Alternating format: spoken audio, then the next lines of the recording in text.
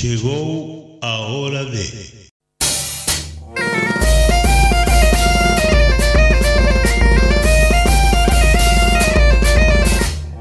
ABC, órgano de difusión de la Asociación Benéfica y Cultural del Partido de Corcubión.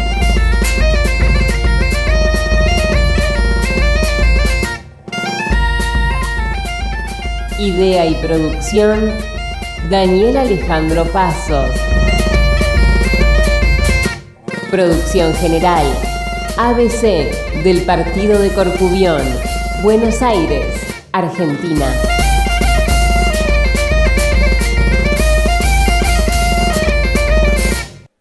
Hola, hola, ¿cómo les va? ¿Cómo andan?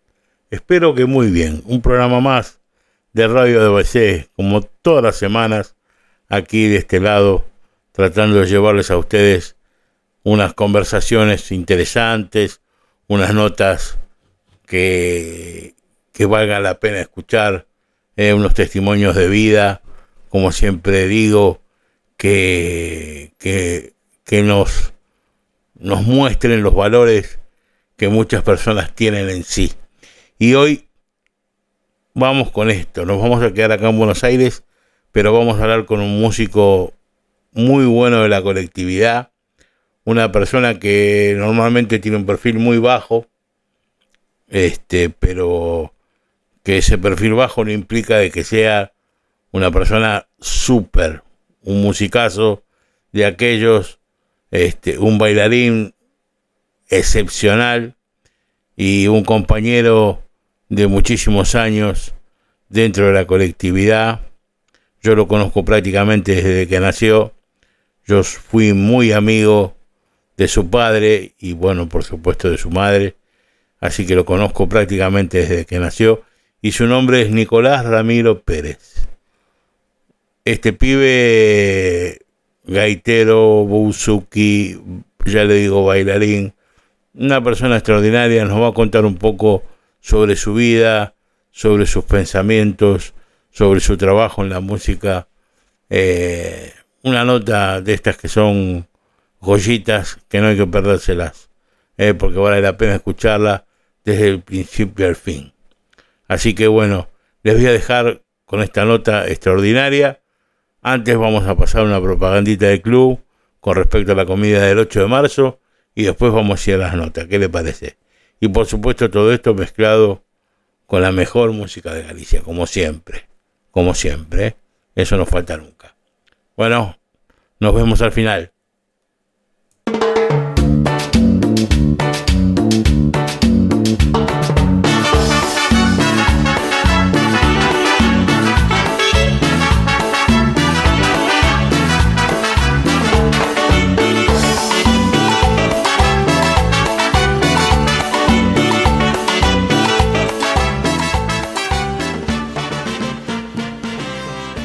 Se educaron, trabajaron muy duro, tuvieron que emigrar, formaron familias en nuestro suelo.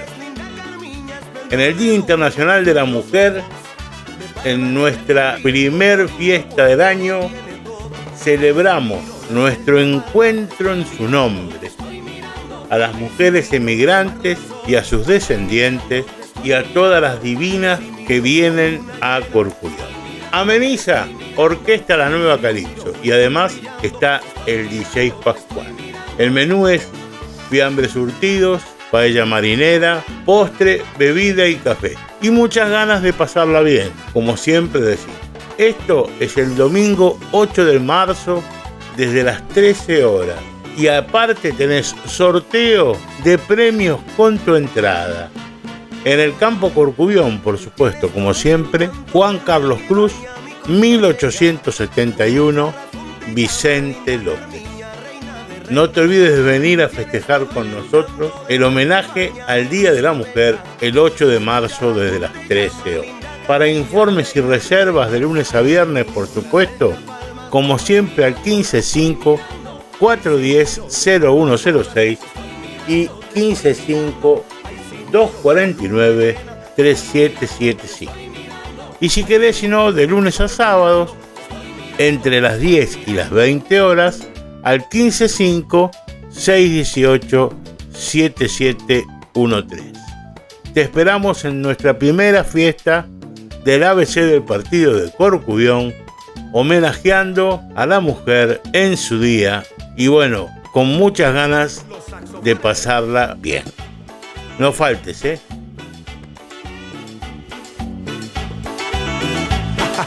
Y las trompetas con su trombón y todos juntos los satélites.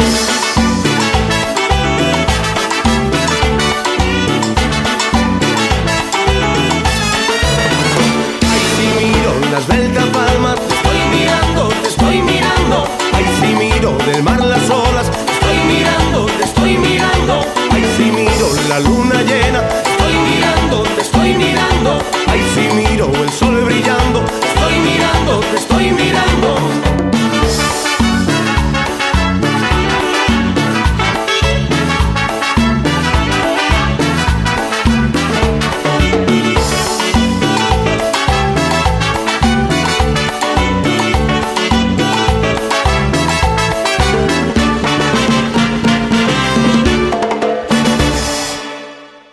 Buenos días, buenas tardes, buenas noches tengan todos ustedes. Un programa más de Radio ABC, como siempre, ya verdaderamente, ya no digo más, porque siempre digo lo mismo, así que...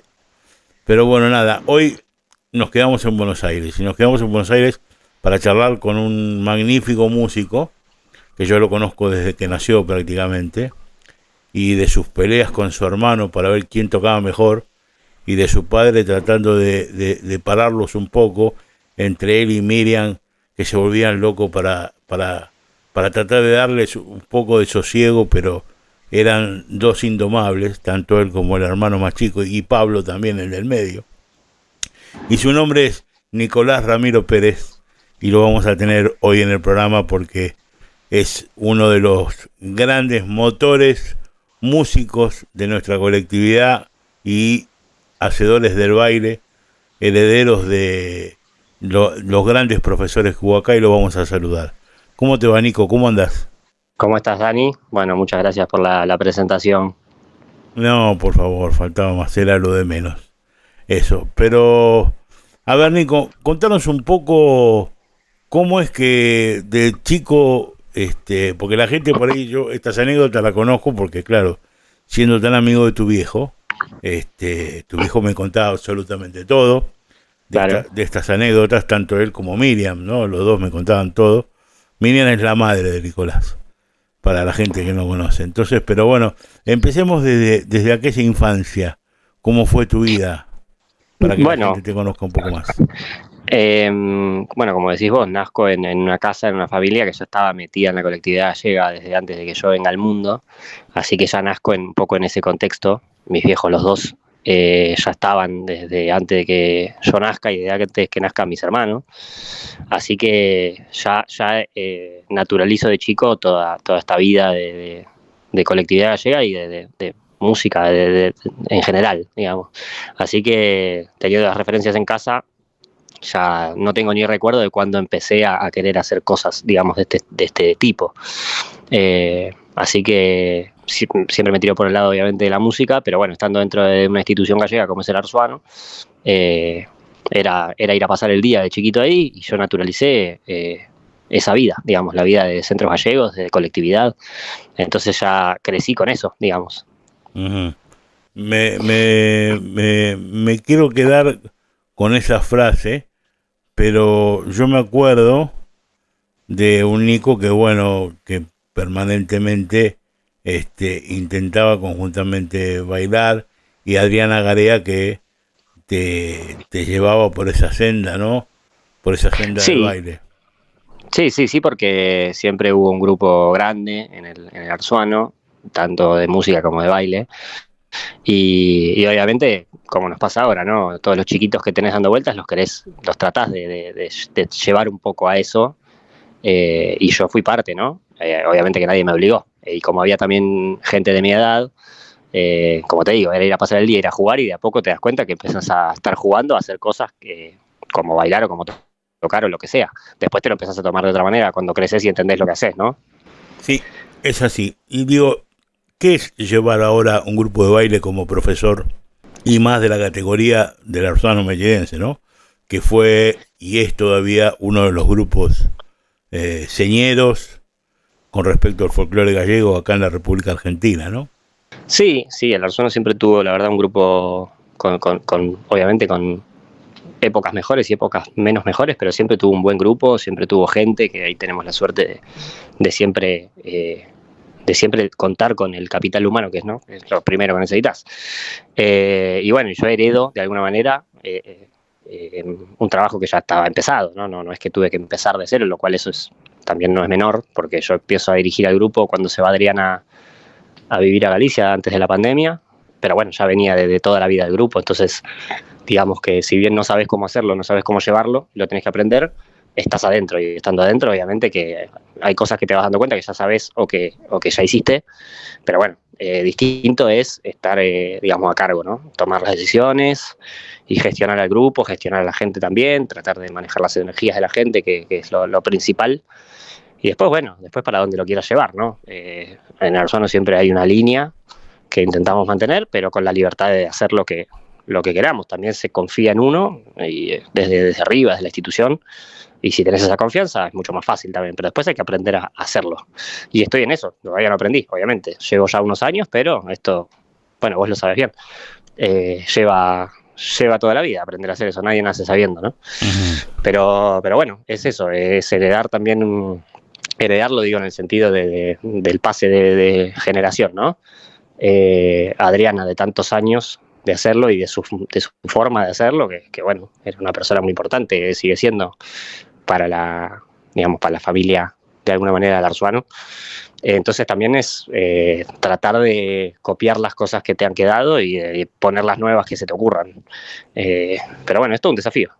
Sí, porque me imagino además que, bueno, por supuesto, esto es obvio, lo que voy a decir, vos no sos Adriana Garea, pero digo, meter tu impronta dentro de un grupo que estuvo tantos años trabajado por Adriana, como bien contaste, y me parece algo lógico, seguramente te habrá costado muchísimo trabajo llevarlo a tu forma, digo. Sí, obviamente, uno trata también de poner su parte, porque tampoco tendría sentido hacer lo que hace otra persona, pero sí, obviamente, también es verdad que no es la misma gente, ¿no?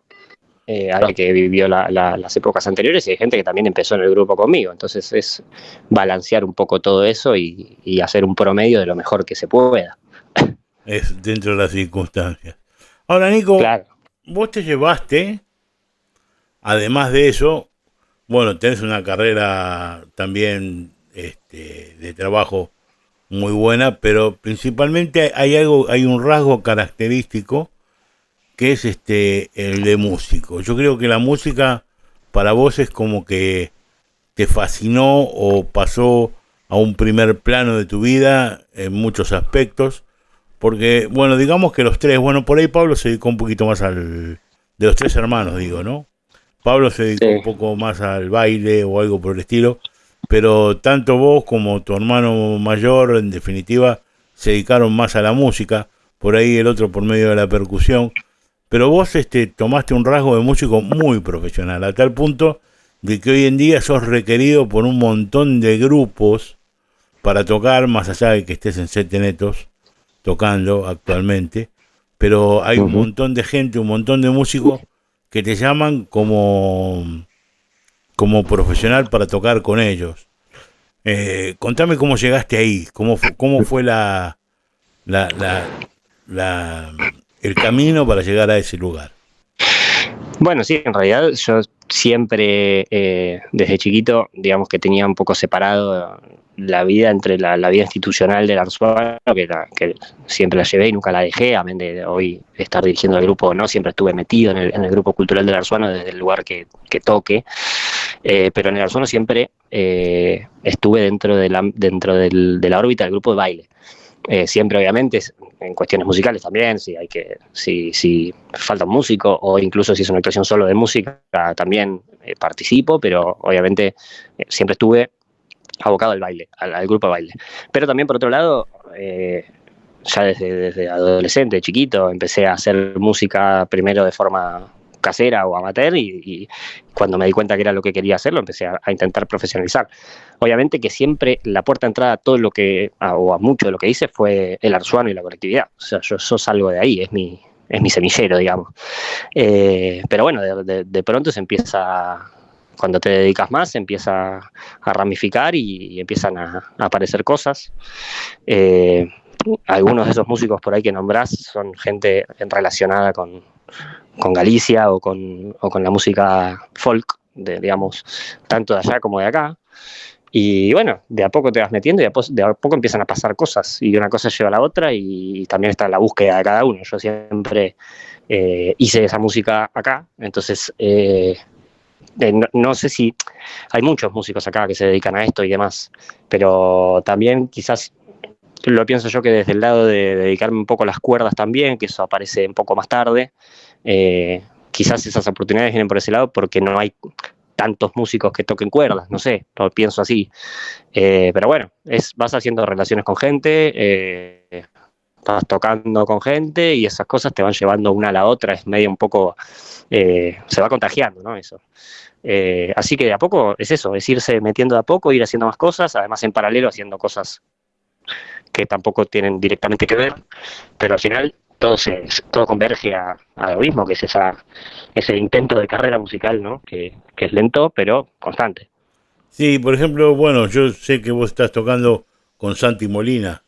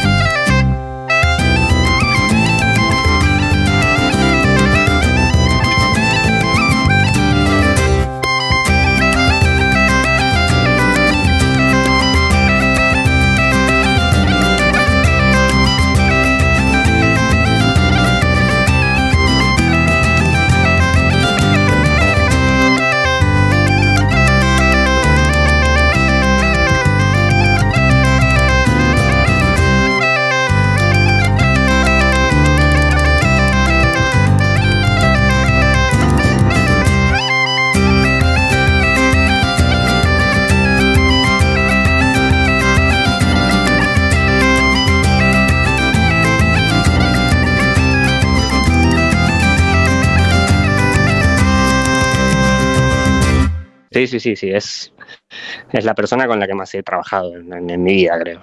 ¿Y cómo es ese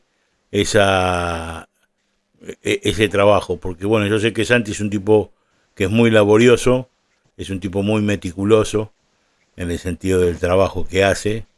Y Sí. bueno, de hecho, el estudio que dio, que bueno, él se le dio más allá de ser un magnífico gaitero y un magnífico músico, digo, su trabajo más bien fue por lo de estudiar para manejar toda la parte de audio y todo eso. Y sé que los trabajos que hace son magníficos, son excelsos, casi Sí. prácticamente. Entonces digo, ¿cómo es la convergencia ahí? Porque me imagino que cada vez que van a grabar o lo que sea, y debe ser un flor de incordio o algo por el estilo, digo. No, en realidad, en todos los aspectos, y en este es lo mismo, el punto está en profesionalizar las cosas o no, ¿no? Santi desde hace mucho que se puso esa meta y que la fue consiguiendo, de profesionalizar todo lo que haga, desde el detalle más chiquito hasta un disco o lo que sea. Lo que pasa es que, bueno, él sí tuvo y tiene su carrera de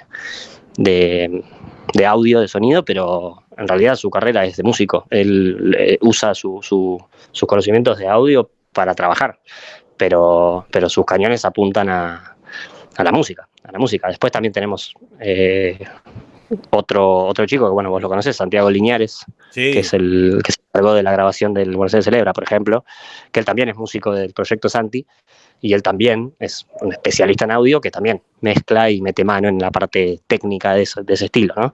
Todas esas cosas tienden a eso, a profesionalizar lo que hagas. Si es música, bueno, hacerlo de la mejor manera posible desde el aspecto técnico y desde el aspecto del audio, que es muy importante también. ahora, ¿y cómo convivís ahí conjuntamente con Set de Netos? Te lo digo en el sentido de que yo veo que laburás y no tenés ni 5 minutos de tiempo. O sea, hay veces que me imagino que, no sé, digo, este chico dormirá parado o algo por el estilo, porque la verdad que laburás un montonazo. Digo, estás en el Café Berlín, cada 2 por 3 con Santiago. Estás con los Set de Netos tocando en distintos lugares, en distintas cosas. Aparte debes tener tu proyecto personal y el estudio especialmente de un instrumento como el bouzouki, que verdaderamente hay que saber sacarle sonido. No cualquiera puede tocar un bouzouki, en el sentido de sacarle el sonido que le tenés que sacar. Exactamente. Y vos aprendiste. Sí, bueno, puntualmente con Setenetos no toco el bouzouki porque, a ver, arranqué con el bouzouki con Setenetos porque yo empecé con ellos, ya van 10 años este año con Setenetos. Empiezo reemplazando algunos de los originales que por ahí no podían o que no estaban y demás, y empiezo siendo como una especie de suplente, por así decirlo. Pero bueno, eventualmente siempre alguno no podía, así que estaba yo a mano, y después cuando se van yendo algunos, es cuando digamos, se renueva la formación, digamos, con los reemplazos que empezó a haber, porque obviamente ellos tienen 20, creo que 8 años. De los originales hoy quedan 3.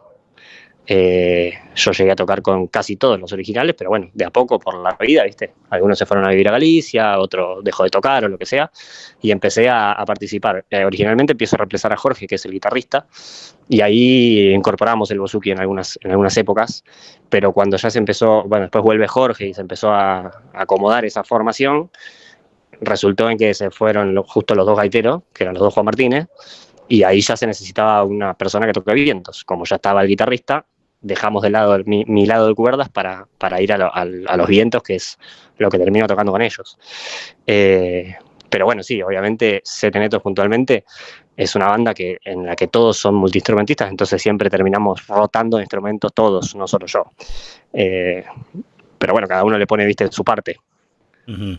Pero bueno, a ver, yo sé que los ensayos de Set de Netos son más bien un poco no caóticos, no digamos eso porque no es la palabra caótico, pero digamos que son un poco más difíciles de una manera comparado con el trabajo que seguramente haces en el grupo de Santi, que debe ser totalmente estructurado, trabajado, formado de una manera mucho más prolija y mucho más estricta, me imagino, no sé. Sí, a ver, todo es dinámico, ¿no? Todo es dinámico. Es incomparable la forma en la que se trabaja, obviamente, porque primero que nada, con Siete Netos, congeniar 7 vidas es complicado, ¿no? Son 7 personas con 7 cosas, 7 vidas y 7 horarios. Y más allá de eso, aún congeniando eso, preparar un ensayo para Siete Netos es, bueno, preparar un despliegue de instrumentos y de espacios y de repertorios que sí, que cada uno de esos arreglos, cada uno de esos temas y cada uno de esos ensayos para un show requieren un montón de tiempo y un montón de orden, que no digo que no lo haya, a veces hay más y a veces hay menos, como en todo, pero sí que requiere muchísimo más despliegue en cuanto a la logística que hay que hacer, incluso moverse para tocar. O sea, ya de por sí Siete Netos tiene batería, ya con eso es una logística que hay que atender. Y después, bueno, cada uno tiene 2 o 3 instrumentos, cuando lo multiplicas por 7, ¿viste? Te empezás a tener estuche, caja, micrófono, cable, y es un montón, obviamente. También por eso es complejo, no complicado, pero sí complejo. Hay que gestionar todo eso y bueno, ahí Alberto es el que más loco se vuelve porque es un poco el líder ahí, la cabeza, pero todos tenemos que aportar. Me río cuando decís que se pone loco porque es verdad. No, pero loco en el buen sentido, o sea, loco de que ajustar detalles para tantas cosas y siempre, o sea, es mucha cantidad de detalles que hay que tener en consideración. Y bueno, Alberto creo que es el indicado para eso porque su cabeza es así, su cabeza es detallista, su cabeza es, viste cómo es él, bueno, vos lo conocés muy bien, pero bueno, gracias a Dios, porque si no estuviera creo que nos volveríamos más locos todavía. Uh-huh. Y con respecto al trabajo de Santi Molina, ¿quién es el encargado de hacer los arreglos? ¿O los piensan entre ustedes? ¿O es Santiago el que dice, no, mira, hace esto acá, hace esto otro allá? ¿Cómo viene la mano ahí? Contame un poco. Bueno, esto yo tendría que preguntar a Molina. Ya, algún día sí. Lo llamaré a Santiago y ya lo sacaré por la radio. Por ahora digamos que bueno, quería hacer primero esta nota porque me parece que es más importante, pero ¿por qué? Porque vos estás dentro de la colectividad, ¿me entendés? Claro. Es por eso, no por otra cosa. No es una falta de no, obviamente. De cariño ni de respeto, al contrario, muy por el contrario.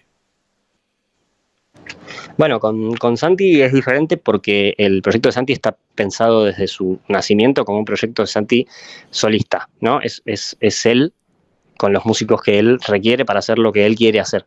Y contrario a lo que por ahí mucha gente piensa, a mí puntualmente como músico me sirve muchísimo eso, porque las ideas están súper claras, siempre todo nace desde una idea de él, y después obviamente él hace muchos arreglos, pero también tenemos la libertad los músicos de poner nuestra parte, si no obviamente no tendría ningún sentido, pero las ideas nacen de él, surgen de él, y las decisiones las termina tomando él. Y eso a nosotros puntualmente encontramos una convivencia ahí entre los músicos y él en el que funciona porque las ideas están claras, está bien hecho, se trabaja bien, entonces eso hace que todo fluya de una manera diferente. Cuando vos tenés todo muy, muy democratizado, es discutir sobre discutir, en el buen sentido, ¿no? Pero nunca, o sea, siempre hay que promediar, no es una idea base total, que no está mal, pero que requiere mucho más tiempo, mucho más trabajo, ponerse de acuerdo en un montón de cosas. En este caso no, en este caso la verdad es que es simple, termina siendo fácil trabajar así, porque las ideas están muy claras, nosotros sabemos muy bien lo que él quiere, lo que él necesita, también él sabe nuestras características como músicos, porque además, bueno, todos los que estamos ahí ya convivimos como músicos hace un montón y trabajamos un montón, entonces fluye, la verdad es que fluye y funciona bien. Que todo nazca desde una idea base, digamos. Después, obviamente, los arreglos musicales, el guitarrista es el que toca la guitarra, entonces, por más que haya una armonía ideada, después el guitarrista, obviamente, que va a hacer lo suyo, el bajista va a hacer lo suyo, el percusionista va a hacer lo suyo y yo voy a hacer lo mío, pero fluye, el resultado termina siendo bueno y el proceso también, entonces, listo, funciona. Exactamente. Yo igual, ya me dijo Santiago, si querés venir al Café de Berlín, me avisás y que esto que lo otro.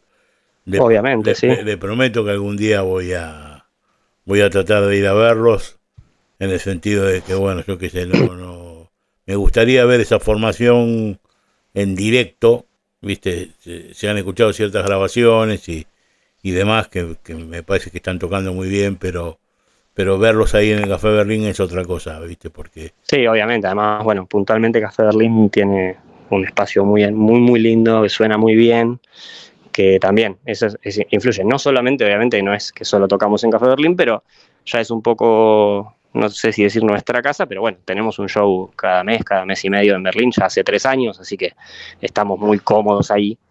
Y bueno, es un gran lugar para hacerlo porque, ya te digo, técnicamente está todo muy bien, ellos trabajan muy bien, el espacio es muy lindo, tiene su renombre también, entonces estar ahí la verdad que es un lujo, claro, en ese sentido. Ustedes hicieron algo muy parecido a lo que en su momento Poitín, que era el grupo, uno de los grupos señeros y pioneros de la música celta acá en la República Argentina, había hecho con el Kilkenny.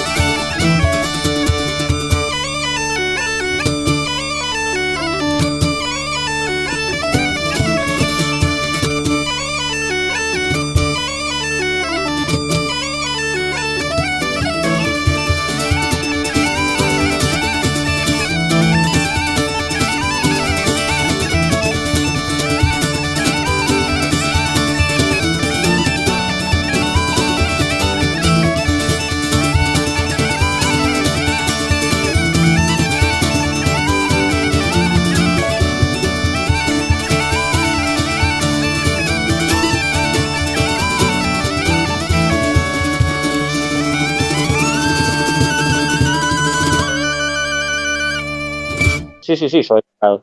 Hay una diferencia que es que, digamos, el género de la música folk o la música celta o como la gente lo conozca, digamos, en algún punto estuvo muchos años visto como algo muy informal, ¿no?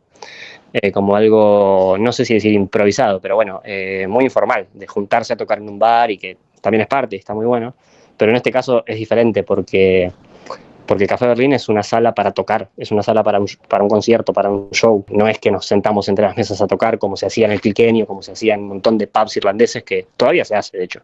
Y está buenísimo, yo de hecho he ido millones de veces. Pero esto es diferente, esto está pensado como un show, como un producto, en el buen sentido, en el que las cosas están hechas de una forma en la que, digamos, en la que hay muchísimo laburo atrás y no hay mucho margen a la improvisación musical sí, pero a la improvisación en cuanto a lo que sucede ese día, ¿no? A lo que sucede en un show. En el Kilkenny y en ese tipo de bares nacía en su momento la movida, donde había gente que le interesaba, se acercaba, podía participar o se empezaba a meter y empezaba a tomar clases porque le gustaba. En este caso es un concierto. Pero bueno, sí, entiendo lo que decís porque sucedió mucho y eso es parte de un poco, le pega de cerca al mundo colectividad. Sí, ¿no? digamos que ustedes hicieron algo mucho más prolijo, como cuando yo estaba en Shaitonov y tocábamos, por ejemplo, en el Club del Vino, que también teníamos una fecha cada tanto en el Club del Vino y era, bueno, tipo cena show y vos presentabas un espectáculo específico. Claro. Sí, eso, de hecho, bueno, originalmente creo, si no me equivoco, Shaitonov, Setenetos, esas épocas, Adrego en su momento, fueron los primeros en hacer un concepto de banda, de grupo musical, digamos. Así es. Bueno, más allá de eso, a ver, ¿con cuántos tipos tocaste que vinieron de Galicia y dijeron, lo quiero a Nicolás Ramiro Pérez en el grupo? No sé, la verdad, porque quizás no tengo una buena base de datos hecha. No es algo por ahí que suelo pensarlo que suelo repensarlo demasiado, ¿no? Tuve la suerte varias veces de poder haberme de poder haber compartido con gente muy buena, muy grosa, muy nombres que, a ver, a mí qué me pasa, por una cuestión generacional, supongo, tuve la suerte de haber podido tocar con tipos que para mí eran músicos que para mí eran como famosos de Hollywood, eran los tipos que yo tenía los discos y que era impensado ni siquiera conocerlos personalmente. Y la verdad que ahí, bueno, tuve, por una sucesión de hechos inesperados, fue pasando que algunos de esos termino laburando con ellos o conociéndolos. La verdad es que no sé ni cuántos, pero tampoco son tantos, son algunos, pero bueno, hay obviamente gente importante que es importante para esta música y para la cultura esta que bueno, que tuve la suerte de conocer. Sobre todo yo siempre me quedo con las relaciones personales, ¿no? La mayoría de esta gente es gente con la que lo musical fue después y primero fue conocerlos, ¿no? Uh-huh. Eso para mí es más importante todavía. Pero bueno, obviamente tocar con ellos es un lujo que me pude dar con algunos que bueno, que quizás de chico los tenía en un disco, los tenía en un DVD y los miraba y por esas personas empecé yo a hacer esta música. Entonces, simbólicamente es fuerte, obvio. Es muy fuerte, Nicolás, te lo digo por experiencia propia. O sea, a mí también cuando vine como anécdota y muy chiquita, porque siempre, si no, después dicen que soy yo el que ando contando las cosas. Lo que pasa es que como soy viejo, entonces tengo todas estas historias. Y no sé bueno, vos te habrá pasado eso. Te habrá pasado con Carlos Núñez, me imagino, claro, ¿no? Como un ejemplo. A mí lo que más importante tuve con él, lo más importante fue con Susana Seiván en el primer viaje que hace a Buenos Aires. Que me llama por teléfono Álvaro y me dice, vamos para Buenos Aires, que esto que lo otro, te espero allá, y yo estaba de luna de miel, yo estaba recién casado. Claro. Y corté la luna de miel para ir a tocar con Susana Seiván. Así que imagínate la gracia que tenía mi mujer, ¿entendés? Claro, sí, claro, obviamente, pero bueno, esas cosas por ahí no sabes si te pasan de nuevo. Bueno, casarte tampoco, pero bueno, ahí ya... Sí. Pero sí, obviamente, cuando surge algo así, es un nombre que te suena fuerte en la cabeza por la razón que sea, y bueno, obviamente que te mueve. Así es. ¿Qué legado tenés de tu viejo? Y por ahí es algo íntimo que te estoy preguntando, si no querés contestar, no contestes. Está todo bien, no pasa nada. Bueno, sí, yo la verdad que no suelo hablar mucho de esas cosas, pero principalmente yo empiezo a tocar la gaita porque mi viejo tocaba la gaita y ahí nace todo, ¿no? Ahí nace todo. Entonces esa referencia obviamente es innegable. Bueno, mi hermano mayor Martín también, ¿no? Que él ya era adolescente y yo era chiquito y a él le pasa lo mismo, nace en una casa con la gaita. Entonces yo tenía las dos referencias en casa, mi viejo y mi hermano mayor. Principalmente eso, digamos, ese amor por la música y por este tipo de cultura, eso nace en casa y mis viejos fueron la primera imagen y además la convivencia con eso, porque no es que es la primera imagen y después nunca más, no, conviví con los dos en el Arzuano muchísimos años y eso lo tenés con lo bueno y con lo malo, lo tenés en casa también, entonces, pero bueno, esa chispa despertarse por querer hacer música y puntualmente con la gaita, que es mi primera entrada a la música, eso lo saco de mi viejo, obviamente. La gaita de tu viejo la tendrás vos, me imagino. La tiene mi hermano. La tiene tu hermano Martín. La tiene mi hermano, sí. Pero bueno, lo mismo, es un símbolo, ¿viste? En general, ¿no? El instrumento en general, y es lo que te digo, yo entro a todo lo que hago a raíz de ese instrumento, y a raíz de esta música. Después, como te decía antes, se ramifica a un montón de lugares, pero eso está ahí, siempre, obviamente, porque es lo primero que vi y además, puntualmente la gaita es el instrumento con el que más conviví en mi vida, es el instrumento que más horas metí en mi vida de estudio. Sí, además otra cosa fundamental, yo he tenido muchas conversaciones con vos y en todas esas conversaciones que tuve, siempre te vi un tipo muy purista del instrumento. Purista en el sentido de que siempre buscabas una escala de tope más alta. A ver si puedo hacerle entenderle a la gente. Nicolás es un tipo que no se conforma con tocar bien solamente. No se conforma con tocar dos o tres cosas, sino con que el instrumento cada vez tiene que ir evolucionando más y más y más y más y más. Y creo que eso es muy loable de tu parte. No sé si estoy equivocado, decime vos. No, equivocado no, obviamente. Lo que pasa es que, bueno, vos esa conversación la habrás tenido incluso más veces que yo con más gente. Yo soy de una generación que queda en el medio, en el sentido de que yo aprendo obviamente de la gente más grande que yo, porque las referencias cuando yo empiezo a tocar la gaita eran vos, mi viejo, Walter Almirón, bueno, más joven, pero los que ya estaban tocando desde hace muchos años, incluso los más grandes, Mariño, Longarela, muchos gaiteros de acá, incluso Cesario, muchos gaiteros de esa época que obviamente tocaban el instrumento como se toca el instrumento. ¿Qué pasa? A raíz de mi generación para arriba y un poquito para abajo también, en Galicia sobre todo, hubo toda una revolución con el instrumento, de un poco lo que decís vos, de que el instrumento tiene muchas más características que las que a ver, puede sonar raro, a ver si se entiende, que las que el folclore mismo le saca jugo, ¿no? Esto es como decirte, yo soy santiagueño, toco la guitarra, toco chacarera, pero con la guitarra también se puede tocar qué sé yo, una obra de Mozart. Bueno, esa generación lo que hizo en Galicia fue enriquecer mucho el estudio del instrumento, pero también generó un montón de controversias entre los que vos decías, los puristas, decir, bueno, sí, podés hacer 5 octavas con la gaita, en la música folclórica de Galicia, eso no se usa. A mí siempre me pasó que a mí me gustaban los dos mundos, porque yo nazco y crezco con el folclore y lo sigo haciendo, pero a la vez el estudio en sí mismo de la música y del instrumento a mí me llevó a la curiosidad de toda esa otra corriente, si querés, del instrumento, de sacarle todo el jugo que le puedas sacar para lo que quieras hacer, porque tampoco es que es una condición sine qua non hacer más cosas de las que haces. La música es música y en cualquier expresión es música y el instrumento es un instrumento. Uh-huh. Ahora, he tenido también discusiones con gente que me decía, ¿para qué haces todo eso con la gaita si después tenés que hacer esta otra cosa que es más fácil, que es más simple o que lo que sea? Bueno, eso ya es un poco la visión de cada uno. El instrumento es un instrumento musical que se afina como cualquier instrumento musical y que tiene la misma cantidad de notas que cualquier instrumento musical. Después vos tocás lo que querés tocar. Mientras las cosas vayan por su nombre, está todo genial. Y tampoco hay que cerrarse a esa evolución, ¿no? Hay gaiteros puntualmente en Galicia que llevaron la gaita en diferentes generaciones llevaron la gaita más allá de lo que se podía imaginar. En su momento lo hizo Portela, después lo hizo Carlos Núñez y hoy lo hace David Bellas y van a seguir saliendo porque es dinámico. Pero bueno, yo creo que un poco mi cabeza llevó a sacar lo que más me gustaba de cada cosa y hacer un promedio de todo lo que me gusta para mi propia impronta, ¿no? Por así decirlo.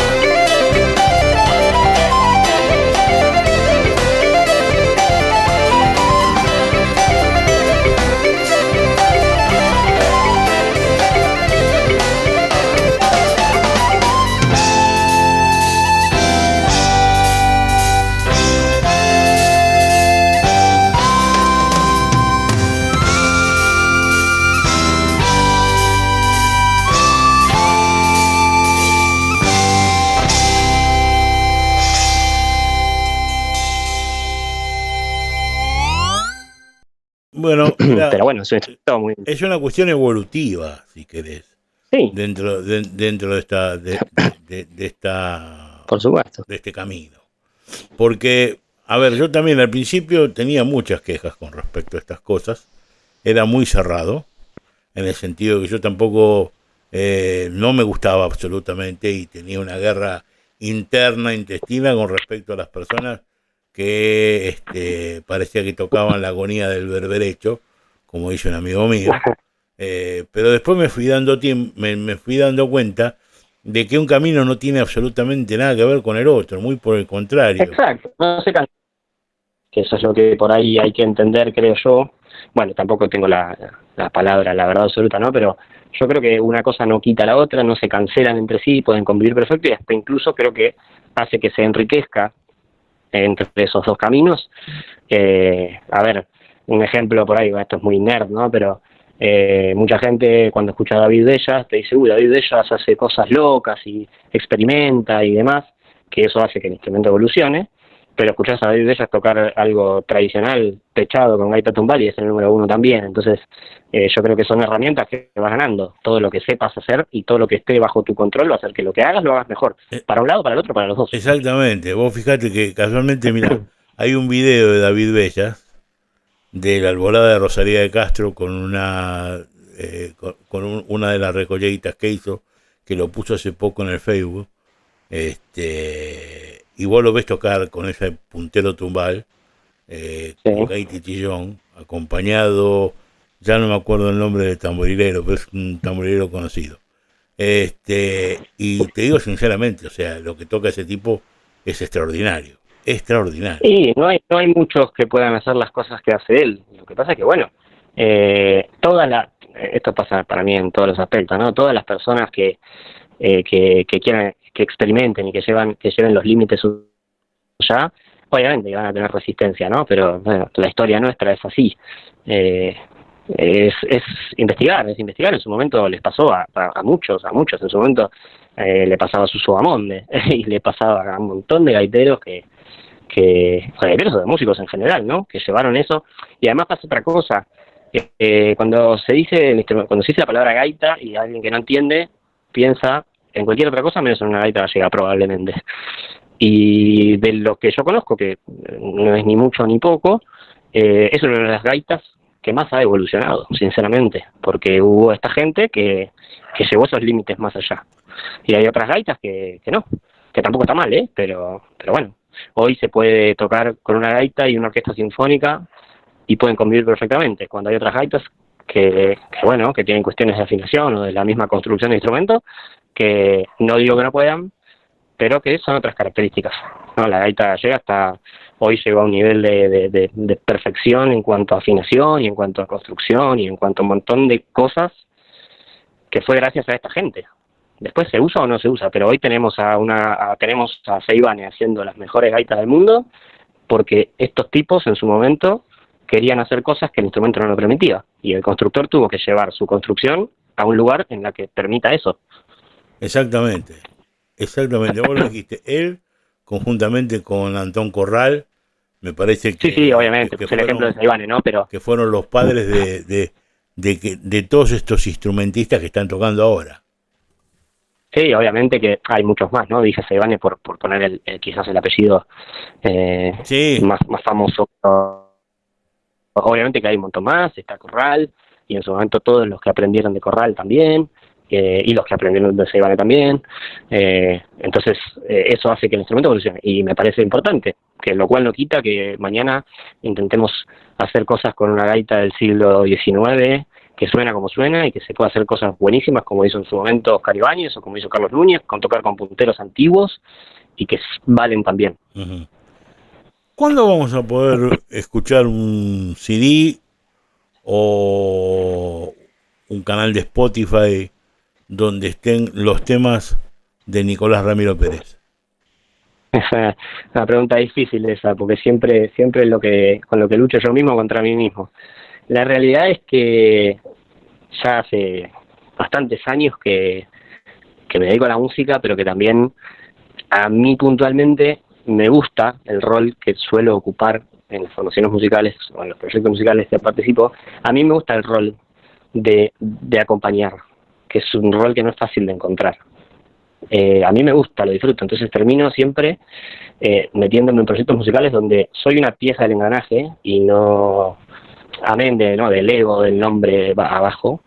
A mí me gusta participar de una idea conjunta, entonces no es que no quiera hacer algo solo, sino que por una cuestión de tiempos y por una cuestión de la dinámica que voy teniendo, termino priorizando siempre la música de la que participo, porque para hacer algo propio solo con gente, pero digo con ideas propias, son un montón de horas y un montón de tiempo en la que tenés que invertirle para llegar a la idea que quieras para hacer algo, amén de después, obviamente, todo lo que es un proceso de grabación y todo lo que lleva eso, que lleva mucho tiempo. Puntualmente tengo cosas hechas que espero que vean la luz. Dije lo mismo a principios del año pasado y no sucedió. Espero que vean la luz este año. Tengo, digamos, cosas avanzadas para ya poder definir algunas de esas cosas y entrar al proceso de grabación. Ojalá que sea este año. Lo que pasa es que, bueno, el problema que yo tengo es que quiero que cuando haga algo lo quiero hacer de una forma tan específica que termino tardando mucho. Prefiero eso a hacer algo porque sí, solo para decir que hice algo, ¿no? Pero bueno, tengo cosas en proceso de preproducción que se acercan bastante a lo que quiero hacer. Pero bueno, como te digo, lleva mucho tiempo, sobre todo, bueno, una idea que tengo yo y que estoy trabajando es hacer algo en el que yo grabe la mayoría de las cosas. Eso es meterte en un pantano, porque está buenísimo porque depende de uno mismo y a la vez dependes de vos mismo y tenés que resolverlo. Y bueno, con las características que lo pienso, lleva mucho laburo, pero lo tengo encaminado, así que esperemos que eso suceda. Y además otra cosa, es un proyecto que tengo para nunca tocarlo en vivo, lo cual no me molesta, pero bueno, tengo que entender yo mismo que es simplemente para darme el gusto de hacerlo, ¿no? Sí, y además para ojalá dejar un legado, Nico. Sí, bueno, eso creo que... No sé si es algo que me propongo hoy, en algún momento sí, pero a mí me pasa que cuando hago algo musical, en cualquier caso, sea acompañar a alguien o hacerlo propio, yo quiero que lo que hago represente la forma en la que yo entiendo o en la que yo interpreto la música. Y a veces, obviamente, eso puede hacer que a la gente le guste, pero también puede ser que a la gente no le guste, que no me preocupa demasiado si no le gusta porque es la forma en la que yo lo interpreto, pero quiero que lo que hago sea fiel a la forma en la que yo tengo mezclados todos esos conceptos en mi cabeza, ¿no? Que al final es un matete de cosas que se mezclan que hacen a mi forma de hacer música. Pero bueno, es un lindo desafío, lo tengo de a poquito avanzando, pero bueno, la etapa de grabación es larga y a veces, por todos estos proyectos que hay en paralelo, a veces termino, digamos, poniéndolo un poquito de lado para hacer lo que estoy haciendo, que es algo real, que no es un proyecto, sino que es algo real. Sí, además, dicho ya de paso, bueno, el trabajo también te lleva su tiempo y demás, y tenés que hacerlo en otros tiempos. Y bueno, sumarle el trabajo normal que vos tenés, más el trabajo de músico, más el trabajo de profesor, y digamos que no te queda mucho tiempo. Claro, exacto, es como que hay que balancear esas energías y esos tiempos para no dejar de lado algo que sí estoy haciendo, ¿no? Pero bueno, eso no quita que se pueda, se puede hacer igual y tengo ganas, no es que no las tenga, pero bueno, es más una cosa para darme el gusto yo que otra cosa, ¿no? Pero bueno, está ahí y además al cambiar tanto de chip y de subgénero y demás, hay que ordenar esas cosas, ¿no? Hay que ordenarse a uno mismo para poder poner el foco en el momento en el que estás en una cosa y después cambiar el chip en el momento que estás en otra. Que bueno, eso es culpa mía y de nadie más, obviamente, pero balancear esos tiempos y esas energías lleva mucho laburo mental y muchas horas de hacerlo. Pero bueno, existe y lo vengo postergando un poco en los últimos años, pero hay cosas avanzadas que quiero ya compartir, sobre todo, ¿no? Veremos qué pasa. Bueno, por último, hacerte una pregunta que yo creo que para vos es obvia. Y yo creo que la respuesta también va a ser obvia. Desde mi punto de vista, por ahí no, por ahí me sorprendés. Pero, digo, vos sabés que muchísimos gaiteros o proyectos de gaiteros, cuando alumnado y demás, escuchan este programa. Y me gustaría que me digas cuál es el secreto, o si hay algún secreto como para llegar a tener la excelencia de toque como la que tenés vos, o como la que tiene Santiago, o como la que tienen muchos que, bueno, por ahora No sé cuántos habrá en la colectividad, yo hace muchos años que estoy prácticamente retirado, pero conozco con los dedos de una mano tipos que verdaderamente sean prodigio de la gaita. Entonces, para llegar ahí, ¿cómo hay que hacer?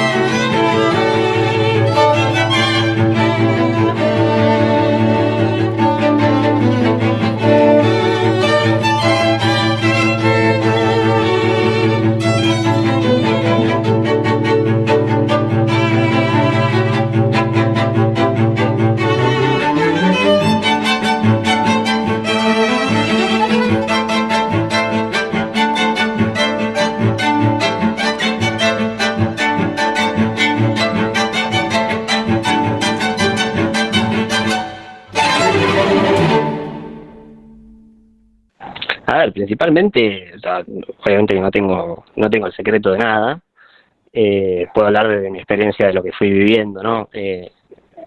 Un instrumento musical cualquiera requiere estudio, requiere muchas horas de estudio y requiere entender qué está haciendo mal uno. Creo que el principal problema que puede haber es cuando uno no entiende o no acepta qué está haciendo mal. Ya todos sabemos lo que hacemos bien, y creo que el problema es cuando se insiste en lo que se hace bien. Yo recuerdo mis épocas de estudiar muchas horas el instrumento, que fue en mis 20s, mi adolescencia, mis 20s, que eran muchas horas.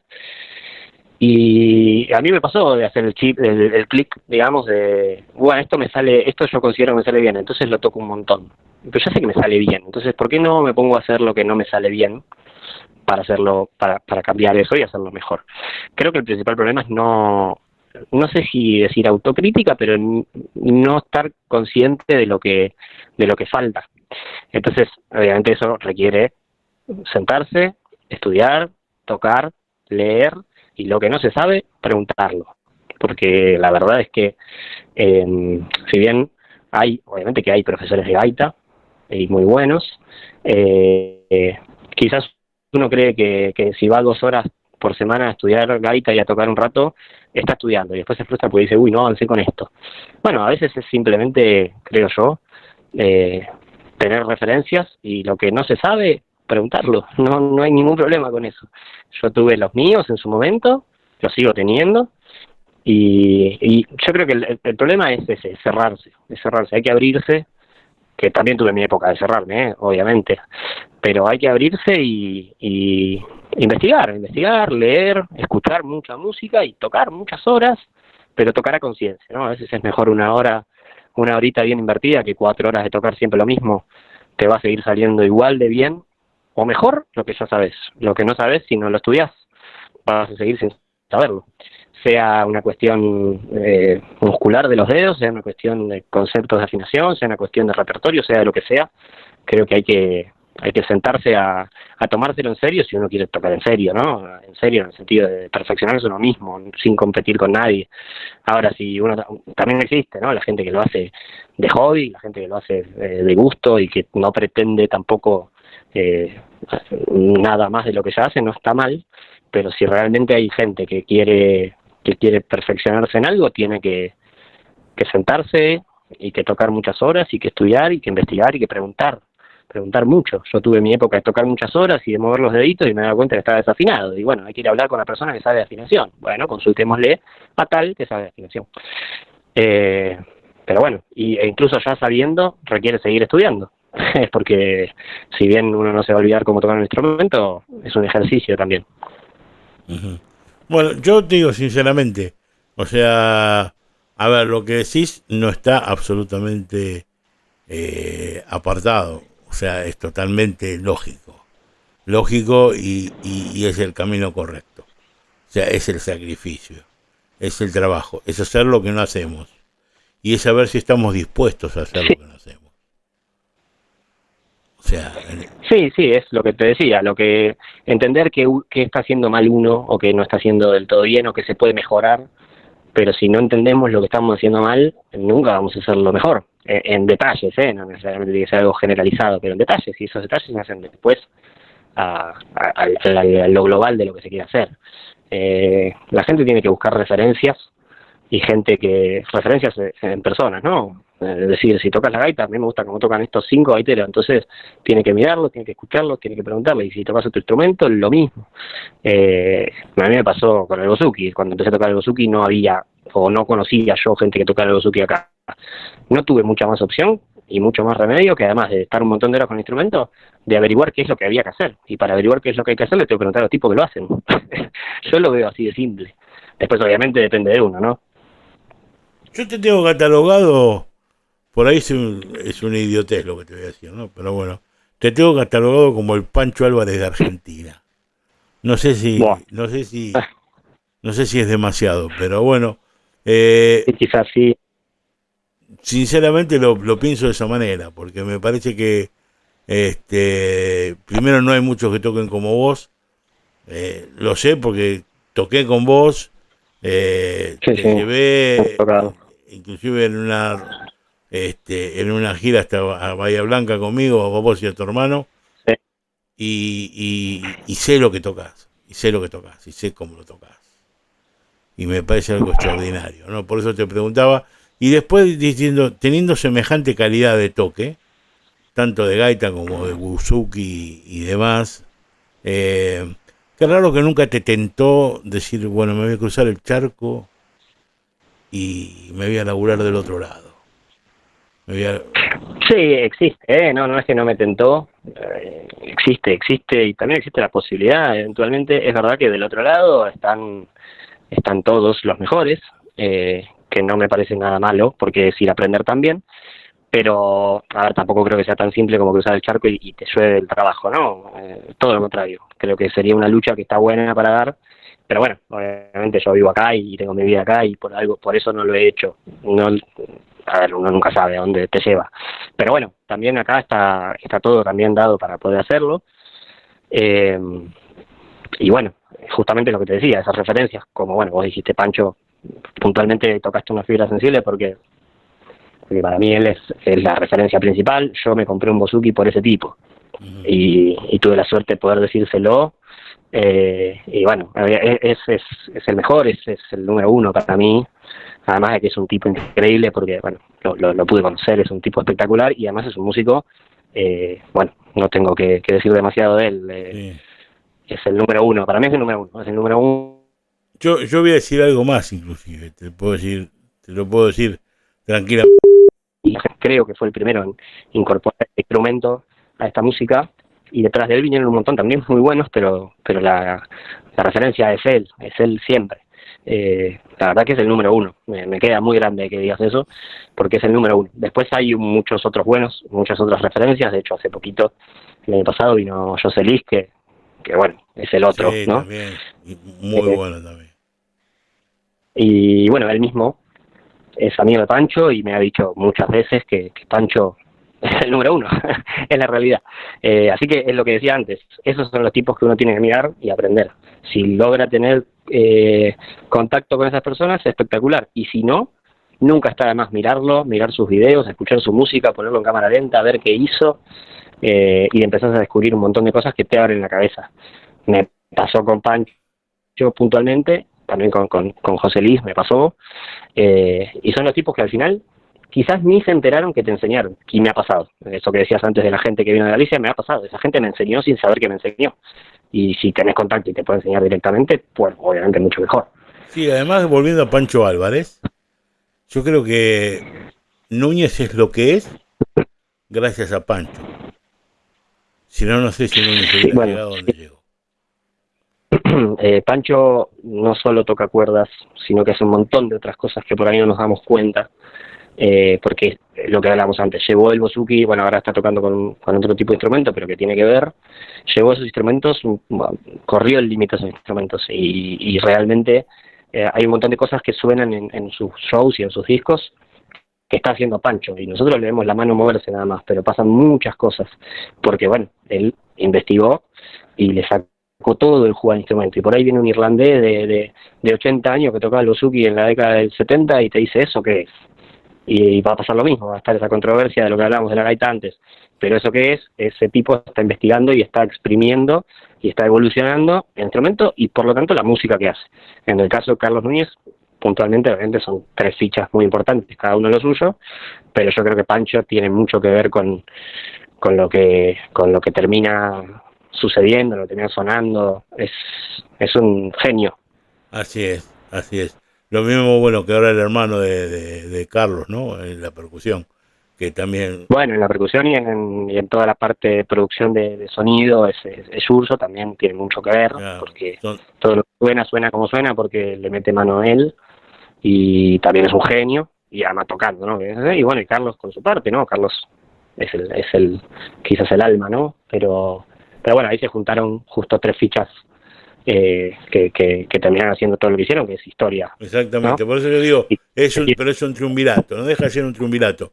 La cara es Carlos Núñez, no, obviamente. La cara es Carlos Núñez, definitivamente, pero es un triunvirato. Sí, son la verdad que es una convivencia en ese sentido que sin ninguno de los 3 creo que sería lo mismo, porque funcionan así y porque lo crearon así y porque lo hicieron y lo hacen de hace muchísimos años. El primer disco de Carlos Núñez creo que cumplió 30 años ahora, y de antes ya venían tocando también en Mato Congre, o sea, son tipos que conviven con su música de toda la vida, y que además llevaron esta música a un lugar en el que no existía, que no estaba. Exactamente. Bueno, Nico, yo no te quiero molestar más, te quiero mandar un abrazo grande, te quiero agradecer de todo corazón. Vos sabés muy bien la amistad y el cariño que yo tenía con tu padre, que para mí era como un hermano. Sí. Y ustedes un poco me lo representan a él, ¿viste? Yo cada vez que me quiero acordar de él, me acuerdo, los veo a ustedes y bueno, me representan un poco. Entonces, sinceramente, por ese lado es por una cuestión de cariño también, pero más allá de una cuestión de cariño, creo que creciste lo suficiente como para decirte que te has transformado en un músico independiente, pero profesionalísimo, y que sinceramente me tengo que sacar el sombrero del pedazo de músico que es Nicolás Ramiro Pérez hoy. Entonces, Bueno, Dani, muchas gracias por las palabras. La verdad que es un camino largo, pero bueno, de algún lugar sale todo, ¿no? Obviamente. Así es, así es. Bueno, Nico, hasta la próxima y en nombre del ABC, como siempre, del partido de Corcubión, sabes que estamos a tus órdenes para lo que necesites, ¿eh? Bueno, Dani, muchas gracias a vos y a toda la gente de Corcubión, que son amigos todos y es una institución muy, muy querida también. Así que un abrazo para todos. Chao. Besos.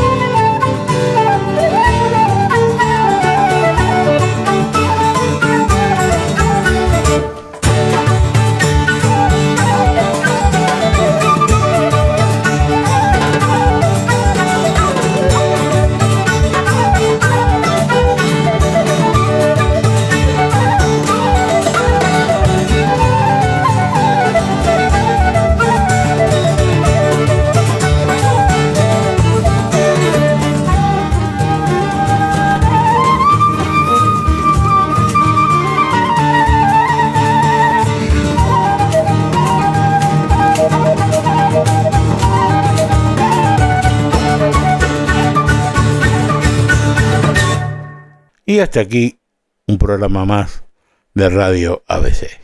Queremos, como siempre, agradecerles a todos ustedes que están del otro lado. Espero que les haya gustado esta nota con Nicolás, que la verdad que es un musicazo y es un pibe que no había sacado nunca por la radio y se merece tener un poco de nombre, en el sentido de que lo escuchen un poco y sepan quién es Nicolás Ramiro Pérez, porque es uno de nuestros grandes músicos de la colectividad y que merece destacarse también un poco en lo que es esta colectividad que cada vez se va haciendo un poco más chica y que casualmente él pertenece a la generación que es la que está reemplazándonos a todos nosotros y que bueno, que está tratando de mantener las cosas en las instituciones, como el gran trabajo que está haciendo en el Centro Orfano Mejidense. La verdad es esa, y esa es la posibilidad de tener pibes como estos en la colectividad, que vale la pena. Bueno, nada más por hoy.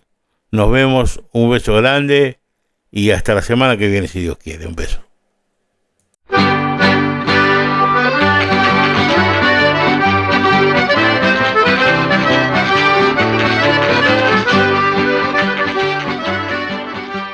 ABC, órgano de difusión de la Asociación Benéfica y Cultural del Partido de Corcubión.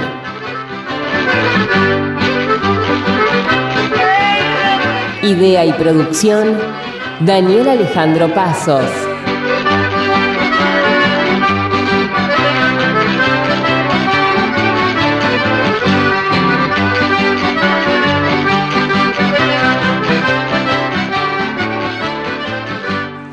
Producción general, ABC del Partido de Corcubión. Buenos Aires, Argentina.